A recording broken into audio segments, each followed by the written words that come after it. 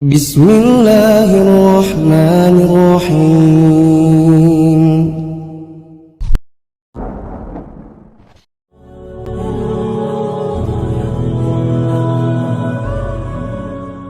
Assalamualaikum warahmatullahi wabarakatuh.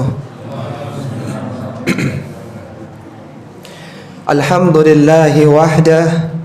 Assalatu wassalamu ala man la nabiyya ba'dah. Ashhadu an la ilaha illallah wahdahu la syarika lah. Wa ashhadu anna Muhammadan abduhu wa rasuluhu, amma ba'du. Ikhwati fillah, rahimani wa rahimakumullah. Pada kesempatan pagi hari ini kita akan membahas tentang dua hadis qudsi, yaitu tentang larangan mencela masa dan larangan bermusuhan. Semoga setelah mempelajari dua hadis yang mulia ini, kita menjadi orang-orang yang tidak suka, tidak biasa lisan kita mencela masa, dan kita tidak punya musuh, karena orang yang bermusuhan diancam dengan berbagai keburukan.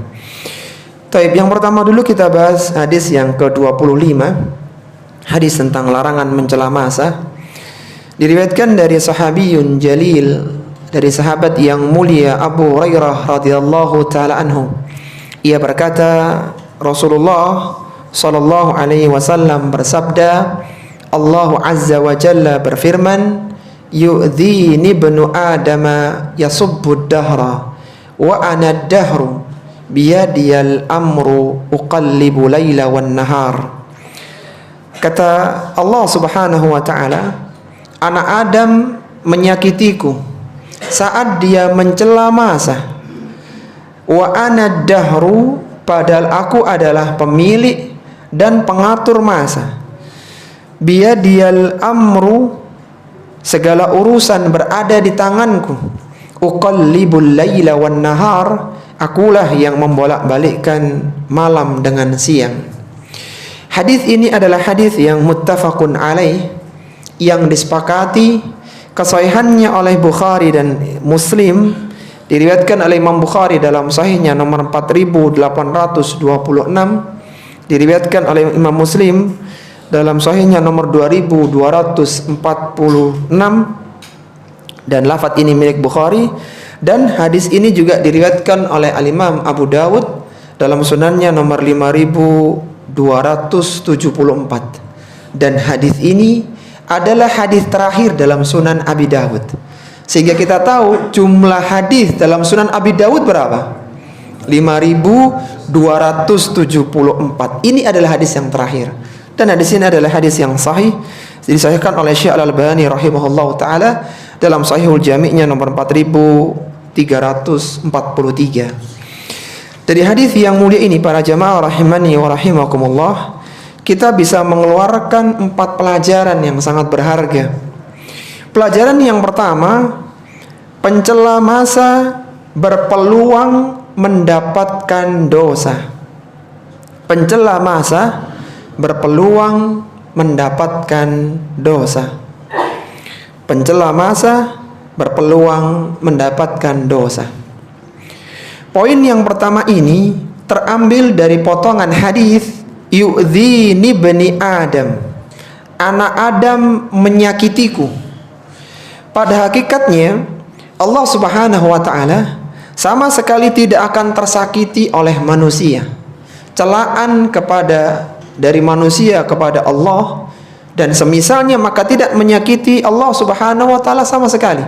Bahkan ketika seluruh penduduk bumi berada dalam dosa dan kemaksiatan yang paling maksiat, maka Allah subhanahu wa ta'ala tidak tersakiti dengan dosa dan kebaikan hambanya.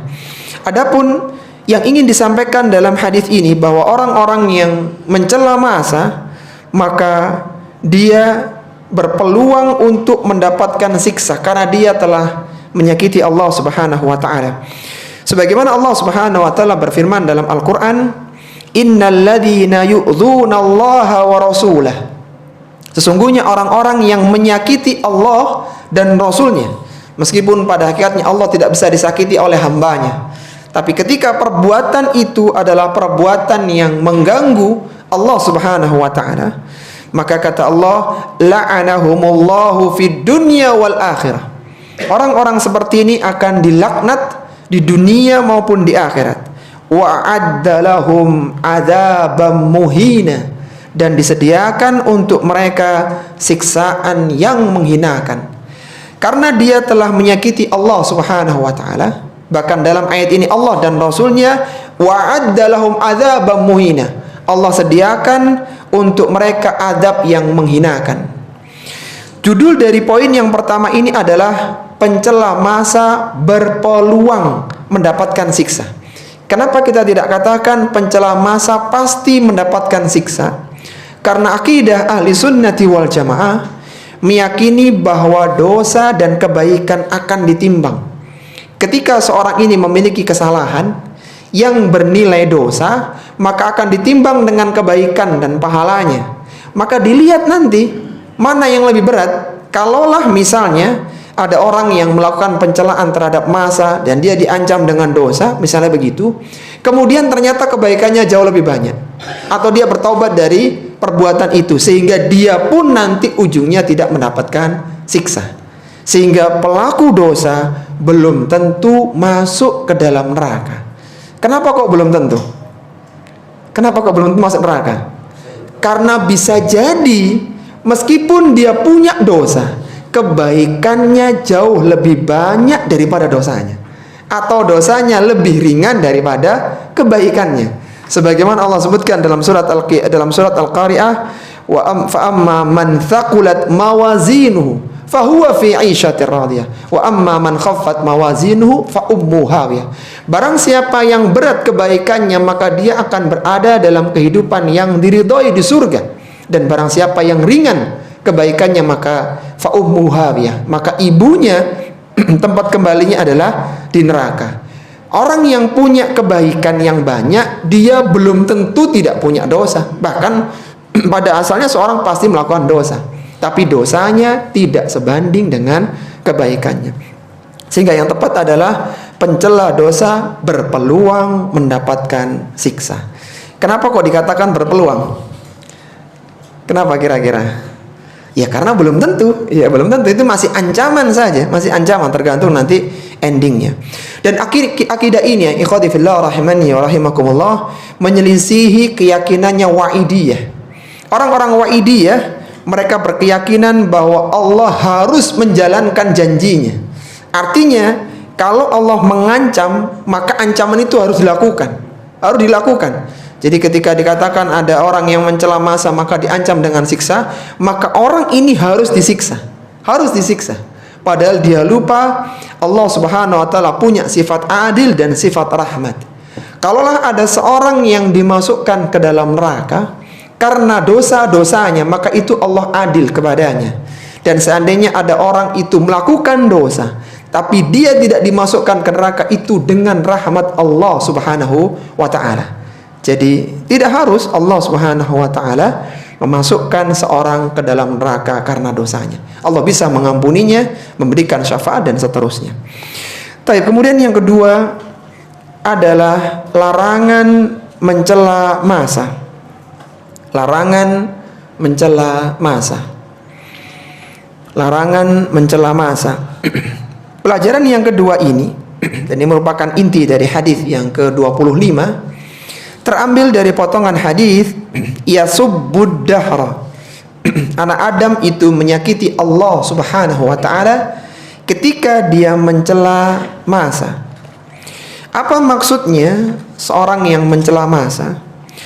Mencela masa itu waktu ya, maksudnya begitu. Ketika manusia mendapatkan sesuatu yang tidak menyenangkan, maka dia akan menyalahkan masa atau waktu. Itu maksudnya mencela masa. Jadi ketika dia mendapatkan keburukan, mendapatkan kesialan, maka yang disalahkan itu waktunya. Itulah yang dimaksud dengan mencela masa. Sebagaimana diriwayatkan dari Nabi sallallahu alaihi wasallam, beliau menyebutkan hadis qudsi dari Allah Subhanahu wa taala, istaqradtu abdi falam yukridni. Aku meminta pinjaman kepada hambaku, namun ia tidak memberikan pinjaman kepadaku. Wa syatamani 'abdi wa huwa la yadri, dan dia telah mencelaku dan dia tidak menyadarinya. Yaqulu, bagaimana pencelaan hamba kepada Allah? Dia mengatakan yaqulu wa dahrahu wa ana dahru. Dia mengatakan celakalah masa, padahal aku, kata Allah, adalah yang menciptakan dan yang mengatur masa. Jadi dia menjelekkan ini masa, yang ini waktu sial, ini tahun tidak beruntung, ini bulan penuh dengan keburukan, ini tanggal kesialan. Maka ini semua bentuk pencelaan kepada masa.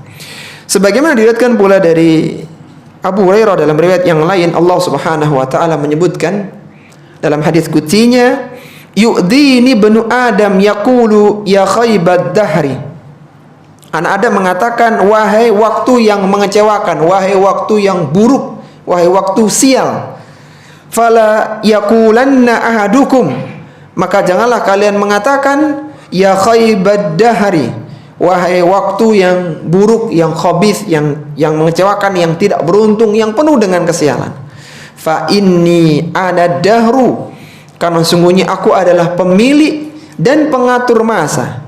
Uqallibul lailahu wan nahar, akulah yang membolak-balikkan malam dengan siang. Fa idza syi'tum qabadtuhuma, kalau aku menghendaki maka aku akan menggenggam, artinya menahan malam tidak berganti dengan siang. Jadi pencelaan terhadap masa adalah seorang anak Adam yang dia ini menyalahkan waktu, baik itu tahun, bulan, hari, jam, tanggal, semuanya disalahkan waktu itu. Dan melakukan itu merupakan bentuk pencelaan, menyakiti Allah Subhanahu wa taala yang diancam siksa. Syekh Muhammad Ibnu Shalih Al-Utsaimin rahimahullah taala dalam kitabnya Al-Qaulul Mufid Syarah Kitab At-Tauhid membagi rincian tentang orang-orang yang menyalahkan masa, ya, atau ada tafsilnya tentang masalah ini, ya. Ada 3 pembagiannya supaya kita tahu mana yang dilarang dan mana yang masih diperbolehkan. Yang pertama adalah jika seorang itu memberitahukan tentang kondisi masa, tentang kondisi waktu, dan dia tidak bermaksud untuk mencelanya, hanya menyebutkan sifat dari waktu keadaan tertentu, maka ini diperbolehkan. Misalnya orang mengatakan bahwa bulan-bulan November, Oktober, bahkan Desember itu musim panas yang menjadikan kita lelah. Kan menyebutkan panas ini kan ada kesan untuk merendahkan begitu, ya, ada kesan begitu.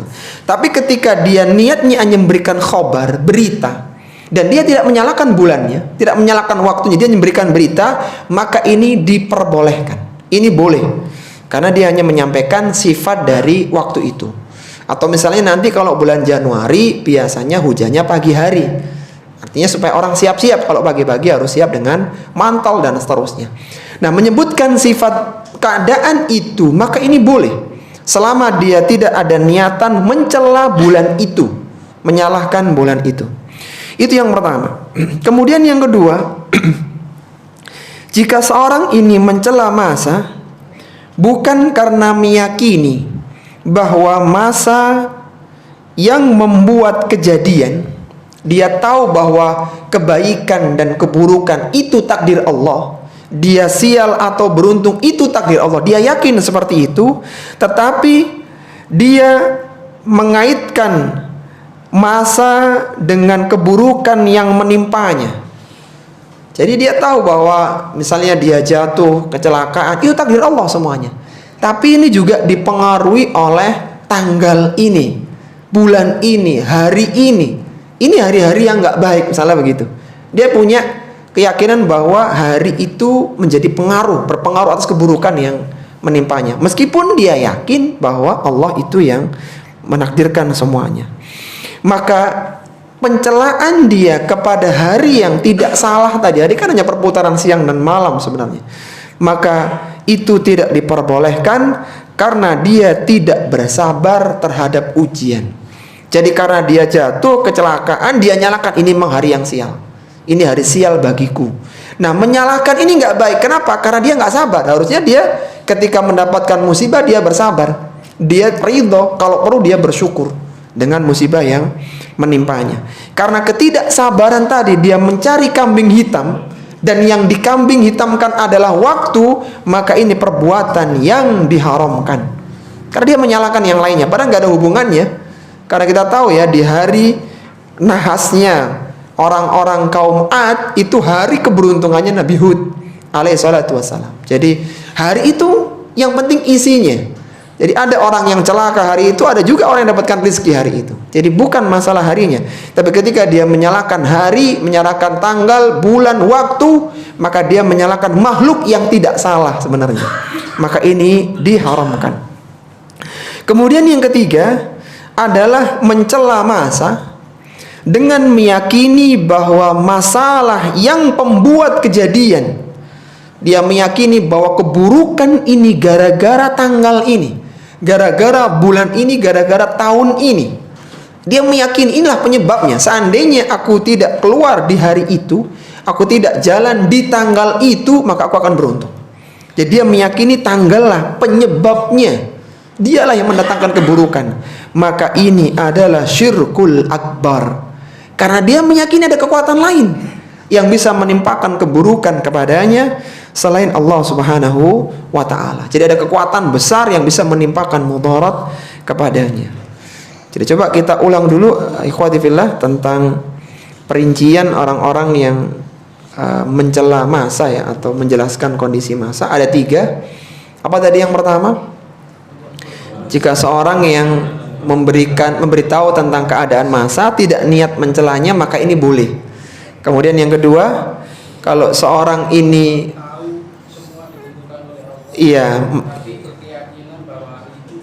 berpengaruh kepada keburukan yang menimpanya, ini diharamkan. Tapi dia masih meyakini Allah ya menjadikan atau yang mentakdirkan dia. Yang ketiga itu lebih parah, yaitu dia meyakini masa itulah yang menjadikan dia mendapatkan keburukan. Maka ini syirkul akbar. Baik, kemudian yang ketiga, pelajaran yang ketiga ya, yang bisa diambil adalah Allah Subhanahu wa ta'ala adalah pemilik dan pengatur masa. Allah Subhanahu wa ta'ala adalah pemilik dan pengatur masa. Allah Subhanahu wa ta'ala adalah pemilik dan pengatur masa. Pelajaran yang ketiga ini terambil dari potongan hadis wa anad-dahru. Secara bahasa ya, dan akulah ad-dahru, akulah masa.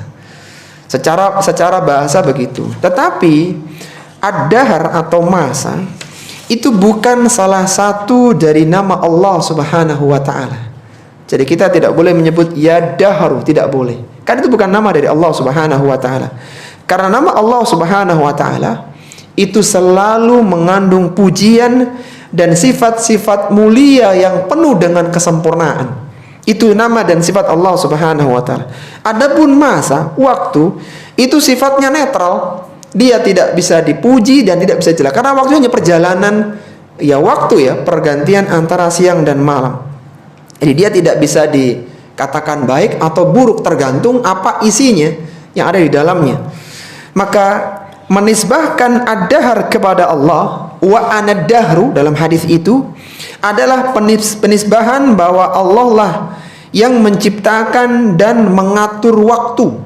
Seperti misalnya Allah mengatakan kullu amalid bani adam yudha'af al-hasanatu bi asyri amsalihha ila sab'i mi'ati dhifin illa saum fa innahu li wa ana ajzibi. Kata Allah Subhanahu wa ta'ala dalam hadis qudsi, setiap amalan anak Adam akan dilipat gandakan. Satu kebaikan akan dilipat gandakan 10 kali lipatnya kecuali puasa. Fa innahu li wa ana ajzibi. Karena puasa itu untukku dan aku yang akan memberikan pahala untuknya. Jadi nisbah kepada Allah itu bukan berarti Allah sifatnya seperti itu. Seperti misalnya Baitullah itu bukan rumah Allah secara hakiki, tapi karena itu mulia dinisbahkan kepada Allah Subhanahu wa ta'ala. Sama dengan wa anad-dahru, itu bukan berarti nama Allah ad-dahr. Ad-dahr atau masa tidak mempunyai perbuatan, bahkan ad-dahar itu makhluk Allah Subhanahu wa ta'ala. Karena Allah mengatakan uqallibul laila wan nahar. Akulah yang memutar, yang menggantikan malam dengan siang. Seandainya Allah tahan, maka nggak ada waktu. Waktu itu hanya perputaran antara siang dan malam. Seandainya Allah tahan, malam nggak berganti siang, maka tidak ada waktu. Ini menunjukkan bahwa ad-dahar itu adalah makhluk, bukan nama Allah Subhanahu wa ta'ala, yang bisa dikendalikan oleh Allah. Sehingga terjemahan yang pas ya, atau penjelasan yang pas, wa anad-dahru, aku adalah ad-dahar kalau secara bahasa tadi, maksudnya adalah aku atau Allah Subhanahu wa ta'ala yang menciptakan masa dan peristiwa yang ada di dalamnya. Maksudnya begitu. Setelah kita pahami tadi bahwa dahar itu bukan sifat Allah, ad-dahar itu adalah makhluk, Allah lah yang mengatur ad-dahar, maka terjemahan yang pas adalah wa anad-dahru, artinya aku adalah yang menciptakan masa dan yang mengatur masa. Allah bisa menahan matahari, Allah bisa memanjangkan malam, itu Allah semuanya yang mengatur. Allah yang ciptakan, bahkan kejadian di dalamnya itu Allah Subhanahu wa ta'ala yang menciptakan.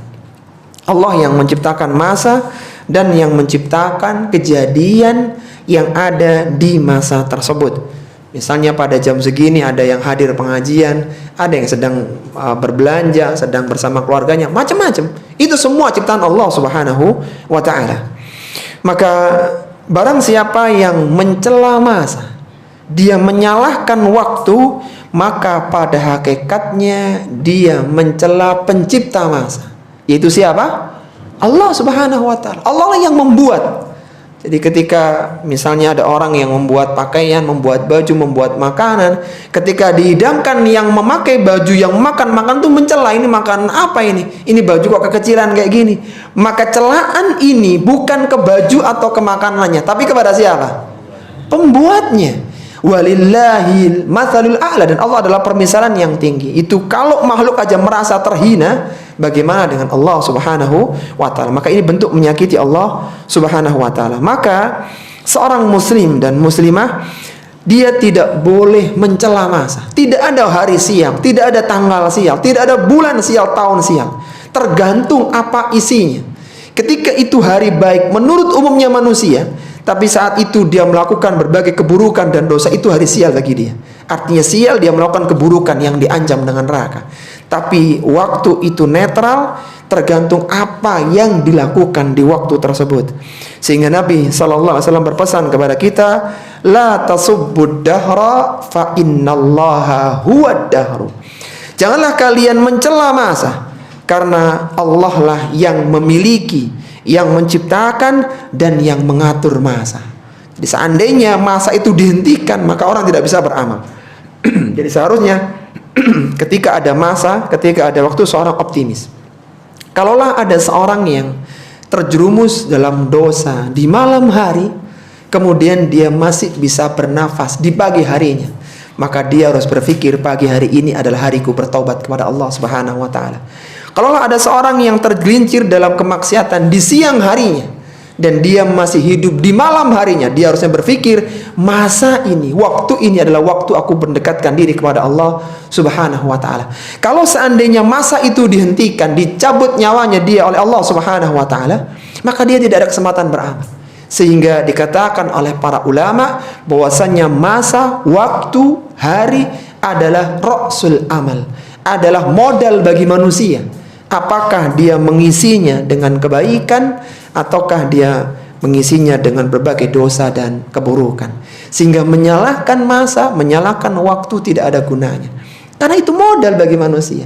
Jadi manusia yang baik itu yang tidak suka mencela, tidak suka mencela makanan, tidak suka mencela pakaian, tidak suka mencela pemberian, bahkan tidak suka mencela masa.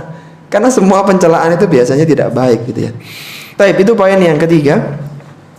Sekarang kita masuk di poin yang keempat, yang terakhir. Allah Subhanahu wa ta'ala mampu mengganti malam dan siang. Allah Subhanahu wa ta'ala mampu mengganti malam dan siang. Allah Subhanahu wa taala mampu mengganti malam dan siang. Sebagaimana disebutkan di akhir hadis tadi, biyadiyal amru uqallibul laila wan nahar. Kata Allah Subhanahu wa taala, segala urusan berada di tanganku dan aku yang akan mengganti malam dan siang. Tidak ada yang bisa menggantikan malam dengan siang, yang bisa menahan malam tidak berganti siang, kecuali hanya Allah Subhanahu wa ta'ala. Allah lah yang memutar malam dengan siang, yang kadang lebih panjang satu dari yang lainnya, sehingga bisa berganti waktu, dan berjalanlah kejadian di bumi ini. Maka semuanya itu adalah nikmat dari Allah Subhanahu wa ta'ala. Jadi ketika perputaran malam dan siang dihentikan, maka pada hakikatnya manusia tidak ada kesempatan untuk beramal. Sehingga seharusnya manusia bersyukur dia masih memiliki usia, dia masih memiliki waktu untuk beramal. Allah berfirman dalam surat Al-Furqan, "Wa huwallazi ja'ala al-laila wan-nahara khilfatan." Dialah Allah Subhanahu wa taala yang menjadikan malam dan siang itu berganti. Liman arada ayyadzakkara au arada syukura. Itu semua akan menjadi pelajaran bagi orang yang mau mengambil pelajaran atau orang yang ingin bersyukur kepada Allah Subhanahu wa taala. Ketika seorang melakukan keburukan di malam hari, masih ada siang hari untuk dia bertobat kepada Allah Subhanahu wa taala. Kalau dia melakukan bisnis gagal di siang hari, masih ada esok hari. Jadi diputar lagi, masih ada berusaha lagi, bangkit lagi, berkembang lagi. Itu semua adalah nikmat bagi orang-orang yang mau bersyukur. Seandainya setelah ini nggak ada hari lagi, maka nggak ada kesempatan untuk memperbaiki diri. Jadi diputarnya siang dan malam adalah kenikmatan bagi seorang hamba. Allah Subhanahu wa ta'ala yang memperbarui siang dan malam, yang pada saatnya nanti Allah pun yang akan memusnahkan siang dan malam. Tidak ada lagi malam dan siang. Allah Subhanahu wa taala akan memusnahkannya pada saatnya nanti. Rasulullah sallallahu alaihi wasallam bersabda, "La tasubbud dahra, fa innallaha azza wa jalla qala, ana ad-dahru al-ayyamu wal layali li ujaddiduha wa ubaliha wa ati bimulukin ba'dal muluk." Kata Nabi sallallahu alaihi wasallam, janganlah kalian mencela masa, karena Allah Azza wa Jalla pernah berfirman, aku adalah pemilik dan pengatur masa. Siang dan malam itu milikku. Ujaddiduha, akulah yang memperbaruinya. Wa uballiha, dan aku yang akan memusnahkan pada saatnya. Wa ati bimulukin ba'dal muluk, aku akan mendatangkan kekuasaan setelah kekuasaan yang lain. Jadi ketika hari kiamat matahari itu dihancurkan pada hari kiamat, maka tidak ada lagi malam dan siang. Dan itu adalah semuanya dengan kekuasaan Allah Subhanahu wa ta'ala. Itu ikhwati fillah, ada 4 pelajaran. Sebelum kita pindah di hadis yang ke-26, kita murojaah 4 pelajaran dari hadis larangan mencela masa. Apa tadi yang pertama? Pencela masa berpeluang mendapatkan dosa. Yang kedua, larangan mencela masa. Yang ketiga, Allah Subhanahu wa ta'ala adalah pemilik dan pengatur masa. Yang keempat ya, Allah Subhanahu wa ta'ala mampu mengganti malam dan siang. Jadi muslim yang baik adalah muslim yang tidak suka mencela. Jadi jangan suka mencela, sampai pun masa tidak boleh dicela. Baik, sekarang kita masuk pada hadis yang ke-26, hadis tentang larangan bermusuhan. Semoga hadis ini bisa menjadi pemantik semangat kita untuk bisa berlapang dada dalam menghadapi kesalahan manusia, dan semoga hadis ini bisa menyatukan hati kita semuanya. Diriwayatkan dari Abu Hurairah radhiyallahu taala anhu, dari Nabi sallallahu alaihi wasallam, beliau bersabda, "Tuftahu abwabul jannati kulla yaumil itsnaini wal khamis, fayughfaru fi dzalikal yawmaini likulli 'abdin la yusyriku billahi syai'a illa man bainahu wa baina akhihi syahna, fayuqalu andiru hadaini hatta yastaliha." Kata Nabi sallallahu alaihi wasallam, pintu-pintu surga dibuka setiap hari Senin dan hari Kamis. Dan pada kedua hari itu Allah Subhanahu wa ta'ala akan mengampuni dosa para hambanya yang tidak menyekutukan Allah Subhanahu wa ta'ala dengan apapun juga. Illa man bainahu wa baina akhihi syahna, kecuali orang yang antara dia dengan saudaranya ada permusuhan. Fayuqalu, maka akan dikatakan kepada para malaikat, andiru hadaini, tangguhkanlah pengampunan dosa dua orang ini, hatta yastaliha, sampai keduanya berdamai. Hadis ini diriwayatkan oleh Imam Muslim dalam sahihnya nomor 2565, diriwayatkan oleh Abu Dawud dalam sunannya nomor 4916, diriwayatkan oleh Imam At-Tirmidzi nomor 2023. Lafaz ini milik Abu Dawud dan disahihkan oleh Syekh Al-Albani dalam Sahihul Jami'-nya nomor 2970. Dari hadis yang mulia ini terambillah 5 pelajaran yang bisa kita keluarkan. Yang pertama adalah surga memiliki pintu. Surga memiliki pintu. Surga memiliki pintu. Sebagaimana disebutkan di awal hadis, tuftahu abwabul jannah, dibukakan pintu-pintu surga. Ini menjadi salah satu dalil bahwa surga itu memiliki pintu. Bahkan pintu surga ada 8. Sebagaimana Rasulullah sallallahu alaihi wasallam bersabda, fil jannati thamaniyatu abwabin, di surga ada 8 pintu-pintunya.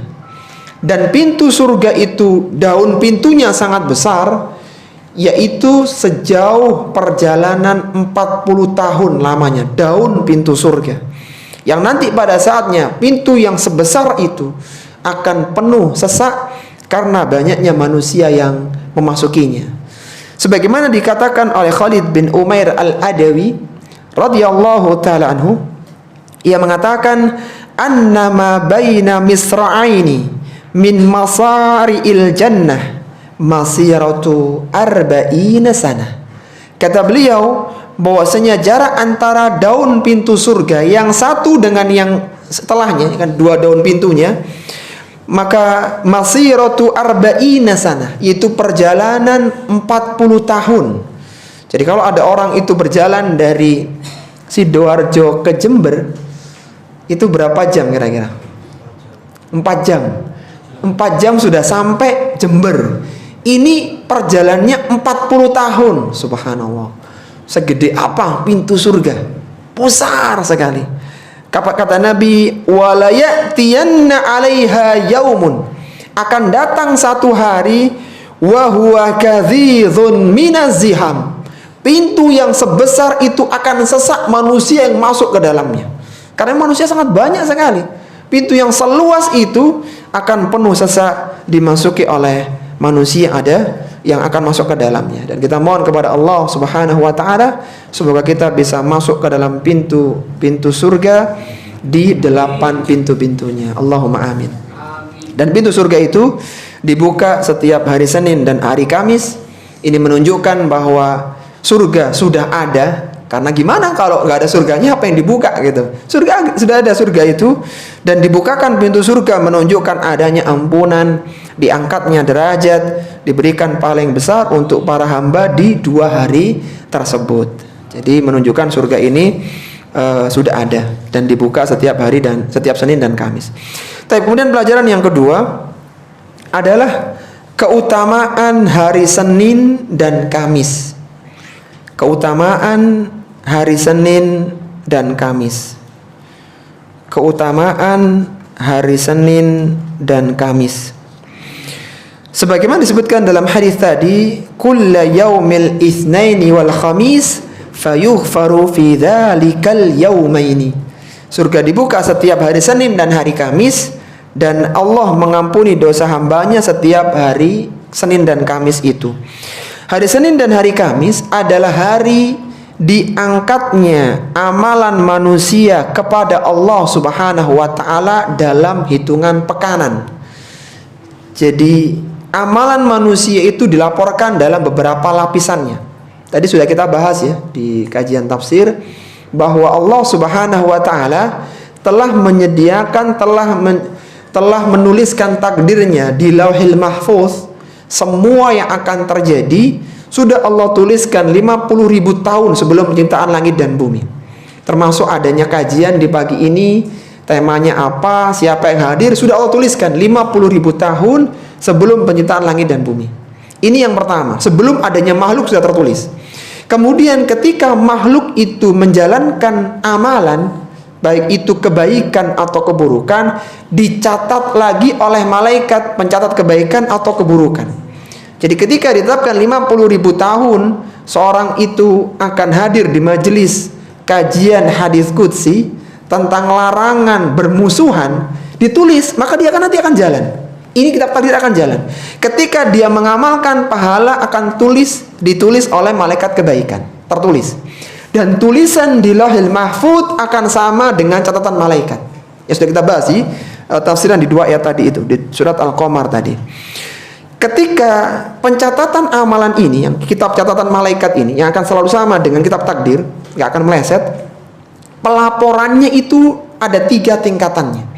Ada pelaporan harian setiap pagi dan petang. Jadi malaikat pagi dan malaikat sore bergantian di waktu subuh dan asar, bergantian, turun naik begitu. Ini harian. Adapun pekanan setiap Senin dan Kamis. Adapun tahunan setiap bulan Sya'ban, bulan sebelum Ramadan. Jadi ada fase-fasenya pelaporan amalan kepada Allah Subhanahu wa taala. Hari Senin dan hari Kamis adalah hari dihadapkannya amalan manusia dalam hitungan pekanan, dan ketika itu Allah Subhanahu wa taala mengampuni dosa hamba-hambanya. Ketika ada orang yang ternyata dia banyak keburukannya, Allah ampuni. Tentunya selama dia tidak melakukan kesyirikan. Maka hari Senin dan hari Kamis adalah hari yang utama, dan seorang disunahkan berpuasa di kedua hari tersebut. Sebagaimana Nabi SAW menyebutkan, tu'radul a'malun nasi fi kulli jumu'atin marratain. Amalan manusia di hadapan kepada Allah fi kulli jumu'ah. Jum'ah itu artinya pekan ya, bukan hari Jumat. Karena akhir pekannya kaum muslim itu hari Jumat sebenarnya. Fi kulli jum'atin, setiap pekan, yaitu marratain 2 kali. Yaumal itsnaini wa yaumal khamis, yaitu setiap hari Senin dan hari Kamis. Dalam riwayat yang lainnya disebutkan, anna Nabiy sallallahu alaihi wasallam kana yasumul itsnaini wal khamis. Nabi sallallahu alaihi wasallam biasa puasa hari Senin dan hari Kamis. Faqila ya Rasulullah innaka tasumul itsnaini wal khamis. Wahai Rasulullah sallallahu alaihi wasallam, engkau biasa puasa Senin dan Kamis. Faqala, maka beliau mengatakan, apa hikmahnya? Inna yaumal itsnaini wal khamis, sesungguhnya hari Senin dan hari Kamis, yaghfirullahu fihima likulli muslimin, Allah pada hari itu mengampuni dosa orang-orang Islam, illa mutahajirain, kecuali 2 orang yang saling bertengkar. Yaqulu, Allah mengatakan, da'huma hatta yastaliha, biarkan orang ini jangan diampuni dosanya sampai keduanya berdamai. Jadi ini sebagai dalil Senin Kamis itu hari utama, karena hari itu dilaporkan amalan kepada Allah Subhanahu wa taala, dan manusia disunahkan untuk melakukan puasa. Jadi itu hari Senin dan hari Kamis. Taib. Kemudian yang berikutnya, pelajaran yang ketiga yang bisa diambil dari hadis yang mulia ini, keutamaan menjauhi kesyirikan. Keutamaan menjauhi kesyirikan. Keutamaan menjauhi kesyirikan. Disebutkan dalam hadis tadi, Allah akan mengampuni dosa hambanya setiap hari Senin dan hari Kamis, likulli abdin la yusyriku billahi syai'ah, kepada setiap hamba yang tidak menyekutukan Allah Subhanahu wa ta'ala. Artinya kalau dia menyekutukan Allah, diampuni nggak dosanya? Tidak, karena kan kecuali gitu loh. Artinya tidak masuk dalam yang diampuni. Artinya dia melakukan kesyirikan, berarti dia bukan seorang muslim. Taib, ini mengingatkan kepada kita bahwa seorang yang tidak menyekutukan Allah Subhanahu wa taala, seorang yang menjaga tauhidnya, maka dia akan mendapatkan ampunan dari Allah Subhanahu wa taala karena keyakinan tauhidnya yang bagus tadi itu. Tauhidnya yang menjadikan Allah mengampuni dosa-dosanya meskipun dia memiliki dosa sepenuh bumi. Ini mengingatkan kepada kita, kita perlu mendakwahkan dakwah tauhid kepada manusia. Karena ketika manusia tergelincir dalam dosa, tapi murni tauhidnya, maka pelan-pelan dosa itu akan terkikis dengan kebaikan tauhidnya. Tapi sebaliknya, ketika seorang itu melakukan kesyirikan, meskipun dia punya banyak amalan kebaikan, maka kesyirikan itu akan menghapuskan pahala kebaikannya. Sebagaimana Allah sebutkan dalam Al-Quran, la in asyrakta la yahbatanna amaluka. Seandainya kau melakukan kesyirikan, maka aku akan hapuskan pahala kebaikanmu. Jadi kesyirikan ini menghabiskan kebaikan, tauhid menjadikan dosa-dosa manusia dihapuskan. Makanya dakwah tauhid menjadi penting. Jadi jangan menyibukkan manusia dengan amalan-amalan yang banyak tapi tidak ada dalilnya, sedangkan dia tidak belajar tentang bagaimana mentauhidkan Allah Subhanahu wa taala. Semoga satu hadis ini menyadarkan kepada kita tentang keutamaan tauhid yang bisa mengalahkan banyaknya dosa. Kata Allah Subhanahu wa taala dalam hadis qudsinya, "Ya bana Adam, law ataitani bi qurabil ardi khataya." Wahai anak Adam, seandainya engkau datang kepadaku dengan membawa dosa sepenuh bumi, dosanya banyak sekali. Dia pernah membunuh orang, pernah minum khamr, pernah berzina, banyak dosa-dosanya. Maka thumma laqitani lam tusyriku bi syai'a, la tusyriku bi syai'a. Dan engkau datang kepadaku dalam kondisi tidak menyekutukanku dengan satu apapun, la ataituka bi qurabiha maghfiratan. Niscaya aku akan menemuimu dengan memberikan ampunan sepenuh bumi pula. Sehingga Syekh Albani rahimahullah ta'ala mengingatkan para da'i, tauhid awalan ya du'atal Islam. Ajarkanlah tauhid wahai da'i Islam. Karena ketika seorang terjaga tauhidnya, meskipun orang itu asalnya bergelimang dalam dosa dan keburukan, maka Allah akan ampuni dengan tauhid itu. Ini menunjukkan bahwa keutamaan orang yang menjaga kesyirikan sekaligus menjaga ketauhidannya. Tapi kemudian pelajaran yang keempat, dan ini merupakan inti dari hadis yang ke-26, yaitu larangan bermusuhan. Larangan bermusuhan. Larangan bermusuhan. Karena seorang yang bermusuhan, maka dia tidak mendapatkan keutamaan yang disebutkan dalam hadis ini. Disebutkan dalam hadis tadi, illa man bainahu wa baina akhihi syahna. Kecuali orang yang bermusuhan dengan saudaranya. Jadi kalau ada orang yang melakukan kesyirikan, maka Allah tidak ampuni dosanya. Allah tidak ampuni dosanya setiap hari Senin dan Kamis. Tapi kalau orang ini tidak melakukan kesyirikan, artinya murni tauhidnya, tapi dia ada permasalahan dengan saudaranya, dosanya diampuni, tapi enggak ketika Senin Kamis. Kapan? Ketika mereka sudah damai. Diampuni tapi nanti tertunda sampai mereka berdamai. Kalau mereka enggak damai, ya berarti tidak dilakukan itu. Taib.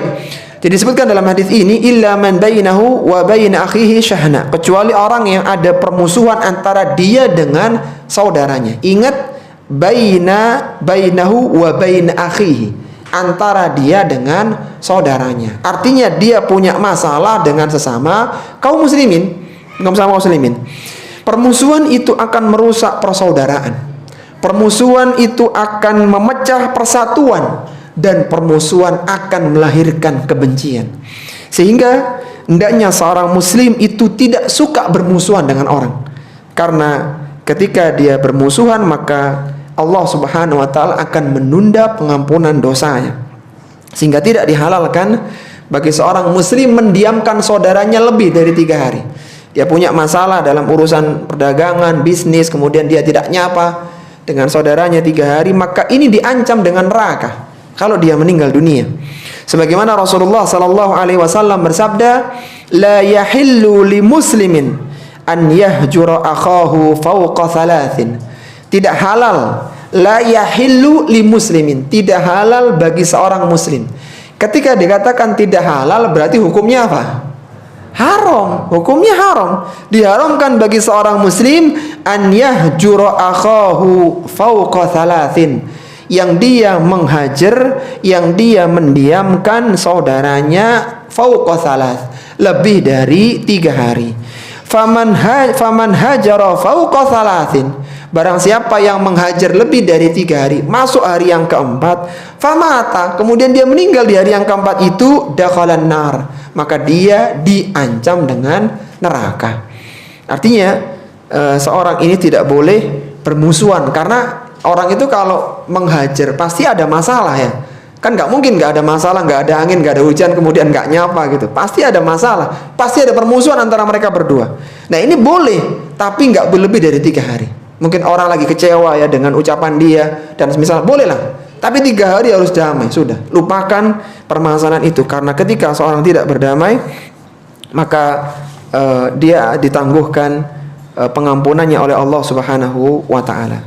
Taib, itu tentang larangan bermusuhan di poin yang keempat. Baik, sebelum yang terakhir ya, tentang anjuran segera berdamai, kita ulang dulu lah supaya tidak terlupakan. Ada 4 pelajaran yang sudah dibahas di hadis yang ke-26. Apa tadi pelajaran pertama? Surga memiliki pintu, Masya Allah. Yang kedua, keutamaan hari Senin dan Kamis. Yang ketiga, keutamaan menjauhi kesyirikan. Yang keempat, larangan permusuhan. Sekarang yang terakhir, anjuran untuk segera berdamai. Anjuran untuk segera berdamai. Anjuran untuk segera berdamai.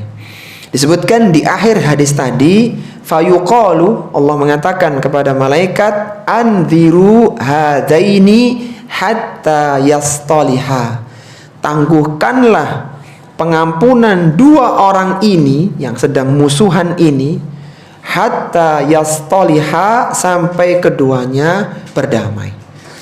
Orang yang mendapatkan ampunan adalah orang yang baik dalam tauhidnya dan dia menjauhi kesyirikan, ya otomatis ya, dia menjaga diri dari kesyirikan, dan dia pun baik dalam berinteraksi dengan sesama kaum muslimin dengan tidak memusuhi mereka. Jadi syarat yang mendapatkan ampunan langsung itu tidak melakukan kesyirikan dan tidak punya masalah dengan saudaranya. Kalau dia melakukan kesyirikan, Allah nggak ampuni dosanya. Kalau dia tidak melakukan kesyirikan tapi punya masalah, Allah ampuni tapi nanti kalau sudah berdamai. Masalahnya, siapa yang jamin dia masih hidup? Jangan-jangan ditunda kemudian meninggal dunia. Jadinya jadi dosa yang tersimpan. Ketika ada 2 orang muslim yang saling bermusuhan, dia punya masalah, mereka bermusuhan, maka keduanya terhalang mendapatkan ampunan Allah Subhanahu wa Ta'ala, tertunda sampai kapan? Sampai berdamai, sampai mereka mau akur lagi. Jika salah satunya berusaha untuk berdamai dan yang lainnya tidak, dia tidak mau menerima, maka orang yang berusaha berdamai akan mendapatkan ampunan. Yang nggak mau maafkan itu urusan dia. Jadi kan kadang yang satu karena sudah paham ilmunya ya, pernah ngaji hadis ke-26 ini misalnya begitu, dia tahu ilmunya, udahlah apa untungnya gitu, udah minta maaf aja. Tapi yang satu karena dia belum ikut kajian mungkin, jadi dia nggak mau maafkan. Maka yang ingin mengislah ini dia mendapatkan ampunan, selesai. Adapun dia nggak nerima, itu urusan dia dengan Allah Subhanahu wa Ta'ala.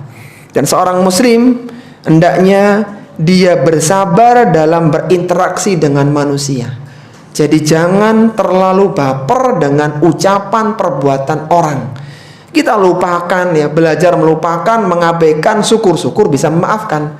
Sebagaimana Allah berfirman, wasbir ala ma yaqulun wahjurhum hajran jamila. Bersabarlah terhadap ucapan mereka. Kadang ucapannya ini menyakitkan. Kalau zaman sekarang kadang chatnya itu nggak menyenangkan gitu ya, ada tanda seru, udah gitu dibol semuanya gitu, di garis bawah. Jadi kadang orang tersinggung gitu. Maka bersabar, wahjurhum hajaran jamila, dan tinggalkanlah mereka dengan cara yang baik. Ketika ada seorang muslim yang dia memaafkan kesalahan orang lainnya, dia berusaha untuk melupakan, mengabaikan, udah habis, nggak terlalu dipikir begitu, maka orang yang memiliki sifat pemaafan akan meningkatkan kemuliaan. Jadi memaafkan itu bukan kehinaan, tapi memaafkan itu adalah sebuah kemuliaan. Kata Nabi sallallahu alaihi wasallam, "Ma zadallahu 'abdan bi'afwin illa izzan." Tidaklah Allah menambah sifat maaf pada diri seseorang kecuali akan menambah kemuliaannya. Wa ma tawadha'a ahadun lillah illa rafa'ahu Allah. Dan tidaklah ada seorang yang tawadhu merendahkan hatinya karena Allah Subhanahu wa taala kecuali Allah akan mengangkat derajatnya. Rasulullah sallallahu alaihi wasallam itu sering diganggu dalam dakwahnya, bahkan beliau dilempari batu oleh Abu Lahab, dipasang duri oleh Ummu Jamil, dan berbagai gangguan dari kaum di Taif dilempari batu. Ketika beliau menjadi penguasa di Mekkah, ketika Fathu Mekkah tahun 8 Hijriah di bulan Ramadan, maka Rasul mengatakan apa? Idhabu fa antumul tulaqa. Pergilah kalian semua merdeka, enggak ada yang dibalas. Jadi enggak, ketika beliau jadi seorang pimpinan, ini dulu pernah lempari batu aku tak balas, enggak, dilupakan, selesai. Jadi beliau punya lapang dada, dan dengan itu maka akhirnya derajat beliau semakin meningkat. Ini adalah orang yang mulia, memang orang yang baik seperti ini. Ketika di atas tidak menindas, tidak melakukan pembalasan. Jadi memberikan pemaafan semakin menambah kemuliaan. Dan seorang yang memberikan pemaafan kepada saudaranya, maka dia akan mendapatkan pahala yang besar dari Allah Subhanahu wa taala.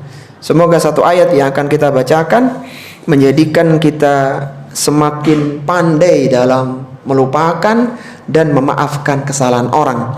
Kata Allah Subhanahu wa taala, "Faman 'afa wa aslaha fa ajruhu 'ala Allah." Barang siapa yang memaafkan dan dia berbuat islah, udahlah daripada ribut ya, mendingan kita perbaiki gitu. Dia islah, intinya kebaikan. Fa ajruhu 'ala Allah, maka dia mendapatkan pahala dari Allah Subhanahu wa taala. Kadang memang memaafkan itu berat ya.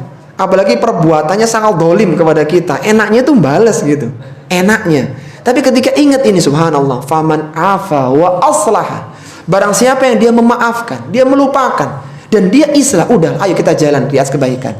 Fa ajruhu 'ala Allah, maka Allah yang berikan pahala yang besar untuk dia. Sakit hatinya ditukar dengan pahala yang sangat besar yang berlipat ganda. Innahu la yuhibbuz zalimin. Ketahuilah bahwa sungguhnya Allah tidak suka dengan orang-orang yang berbuat zalim. Biasanya orang itu kalau sudah kecewa, dia itu ingin balas yang lebih gitu ya. Misalnya diambil barang yang dia butuhkan, ketika bisa balas itu ngambil 2 kali lipat gitu. Nah, maka Allah mengatakan innahu la yuhibbuz zalimin. Allah nggak suka orang yang zalim. Andai kata mau balas, iya, 1 ambil 1. Tapi seandainya mau maafkan, maka itu keutamaan yang sangat besar. Jadi seorang muslim hendaknya dia berusaha untuk melupakan dan memaafkan kesalahan orang. Jika seorang muslim terlibat permusuhan dengan muslim yang lainnya, namanya juga berinteraksi ya, kadang sudah berusaha baik tapi tetap aja begitu, maka hendaknya dia segera berdamai sebelum 3 hari, dan orang yang terbaik dari keduanya yang segera mendahului dalam mengucapkan salam. Jadi bentuk damainya itu dengan menyampaikan salam. Kata Nabi sallallahu alaihi wasallam, la yahillu li muslimin an yahjura akhahu fawqa 3 layalin. Tidak halal bagi seorang muslim yang dia mendiamkan saudaranya lebih dari 3 hari 3 malam. Jadi 3 kali 24 jam. Tinggal dihitung ya. Kalau masalahnya itu terpantik jam 7:30 gitu ya, berarti sampai 7:30 hari ketiga harus segera salam gitu. Kalau enggak diancam neraka. Kata Nabi, yaltaqiyani yu'ridu hada wa yu'ridu hada. Orang ini yang punya masalah ini, kalau dia ketemu, maka yang satu berpaling, yang satu berpaling. Bahasa kita, dia buang muka gitu loh. Ketemu itu udah gak mau lihat gitu loh selama 3 hari itu. Maka kata Nabi, wa khairuhuma, yang terbaik dari keduanya, alladzi yabda'u bis salam, yang pertama kali memulai salam gitu. Jadi ketika ada orang musuhan, kemudian tiba-tiba dia mengucapkan assalamualaikum, wih, udah damai ya? Ya enggak, ini kan disuruh oleh ustadz di pengajian tadi pagi gitu. Jadi dia memulai salam karena ada hadis Nabi sallallahu alaihi wasallam. Taib, semoga hadis ini menjadikan kita mudah untuk melupakan kesalahan orang Jadi seorang muslim itu tidak suka mencela massa dan tidak suka bermusuhan dengan muslim yang lainnya. Ini ikhwatifillah yang bisa kita bahas di kesempatan pagi hari ini. Kalau ada hal yang ingin didiskusikan, dipersilahkan. Wassallallahu ala nabiyyina Muhammadin wa ala alihi wa sahbihi wasallam. Subhanakallahumma wa bihamdika asyhadu an la ilaha illa anta astaghfiruka wa atubu ilaik wa akhiru da'wana anil hamdulillahi rabbil alamin. Wassalamu alaikum warahmatullahi wabarakatuh.